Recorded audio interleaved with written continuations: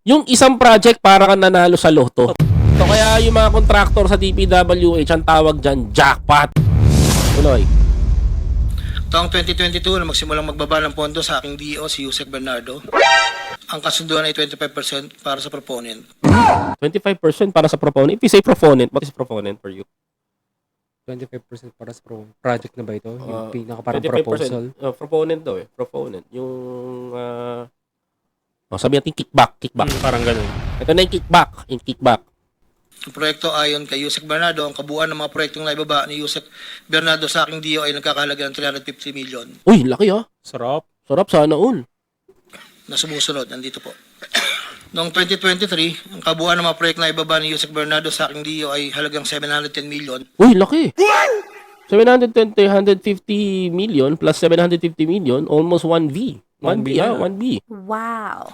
Mula sa halagang ito, 450 million ang pumasok sa NEP, 260 naman po ang sa GAA. Nako. Ang para sa proponent, 25% po, at may advance ito na 5 to 15 na kalimitang hinihingi ni Yusek Bernardo kapag ganap na ang NEP, base sa pagdinig sa Kamera del Representante. Teka lang, ibig sabihin nito, yung 25% na yun, pinaghahati-hatian pa nila. Malaki rin yan. Samantala, ang pondong ng BICAM ay may advance payment na 5 to 10 Mhm. na kalimitang hinihingi matapos ng deliberasyon ng BICAM at ang balansa ay babayaran pagbuo paglabas ng GAA. Ang detalye ng mga proyekto ay nandito po. May installment din ah. So, ano to? Ano to? Ito yung tatak di ba? Tatak ito eh. Di ba?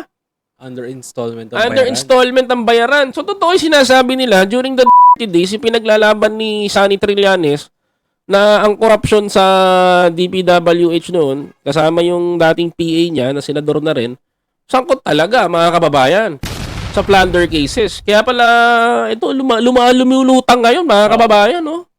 Noong taong 2024, may kabuuang pondo na 3.3 billion, 150 sa NEP, 300 million sa GAA, 2.85 sa UA. Sabi dito ng isang tropa natin, sabi ni Ralph Montemayor, yung isang project para ka nanalo sa loto. Di ba? Para ka nanalo sa loto. Kaya yung mga contractor sa DPWH ang tawag dyan, jackpot. Tapos babanatan nila si Mel Robles na kurap. Samantalang si Mel Robles ang nag-aayos ng lahat. Saan kayo makikita? Binanatan yung kurap na tao. Shoutout nga pala kay Sir Chairman Mel Robles. Napakarami na tulungan na tao niyan. Ako na nagsabi sa'yo. Even ako natulungan ako niyan. I have a problem sa tito ko. Nasa ospital. Nasa hospital. Binayaran ng PCSO. Napakarami matutulungan ng PCSO. Kayo maniwala na nagnanakaw ang PCSO, mga kababayan ko.